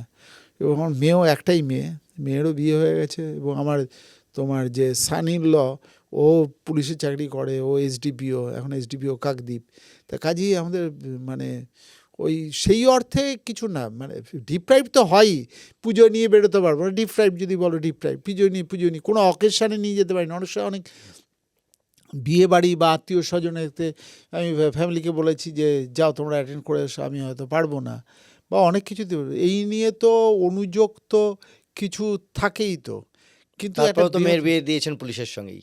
হ্যাঁ, ওটা মেয়ের চয়েস, মেয়ে বলেছে না আমি তোমার জবটাকে রেসপেক্ট করি, আমার খুব ভালো লাগে এই যে জিনিসটা, আর মেয়ে কিন্তু এই জবটাকে খুব রেসপেক্ট করে, আমার সেইটা মানে হয়েছে। নিজের লেখা কোনো একটা জায়গা থেকে একটু পড়ুন। আচ্ছা, আমি একটা ছোট্ট কবিতা পড়ছি, এটা দুর্গাপুজো নিয়ে। মা আসছে, রাতভোর কুয়াশার টুপটাপ শব্দ, পান্না সবুজ ঘাসে শুয়ে আছে শিউলিরা, শরতের বাতাসে হালকা হিমের পরশ, ঝকঝকে নীলাকাশে সাদা সাদা পেঁজা তুলো, মা আসছে। গড়িয়াহাটের মোড়ে কেনাকাটার ধুম, শাড়ির দোকানগুলো উপছানো ভিড় লেগে, বিকিকিনি দড়াদড়ি অন্দর সজ্জা, হরেক সামগ্রী বাছাবাছি চলছে, মা আসছে। গ্রামের মেঠো পথ অধীর অপেক্ষায়, ধপধপে কাশফুলে বাতাসে তুলেছে কেউ, ঢাকের বলেতে কেউ আগমনী সুর তুলে, মা আসছে। শহরের রাস্তায় গাড়ির জটলা, রাস্তার মোড়ে মোড়ে বিজ্ঞাপনের ধুম, পার্কে পথের কোণে বাঁশ কাঠ কার্ডবোর্ড প্যান্ডেল প্রস্তুতি, মা আসছে। পুরনো অভ্যাস অনেক কিছুই আজ ছেড়েছি চিরতরে, শুধু কাক ভরে উঠে পড়ে রেডিওতে পেতে কান, চিরপুরাতন সেই আগমনী গান, বীরেন্দ্রকৃষ্ণ ভদ্র পারিনি ছাড়তে আজও, নমস্তস্ময়ী নমস্তস্যই নমস্তস্যই নমো নমঃ। Thank you. একজন পুলিশ অফিসার, দীর্ঘদিন ধরে কাজ করেছেন, এমন কিছু কাজ যা গোপনে করতে হয়েছে, অপারেশন চালাতে হয়েছে, এমন অনেক কাজ যা বলতে পারলেন না অবসর নেওয়ার পরেও। সেই লোকটি আবার অবসর সময়ে কবিতা লেখেন, ছবি আঁকেন, আর মনে করেন সেটাই তার আবার স্বতঃস্ফূর্ত হয়ে অপারেশনে ফিরে আসার জন্য জরুরি। কেস ডায়েরি আজ এ পর্যন্তই।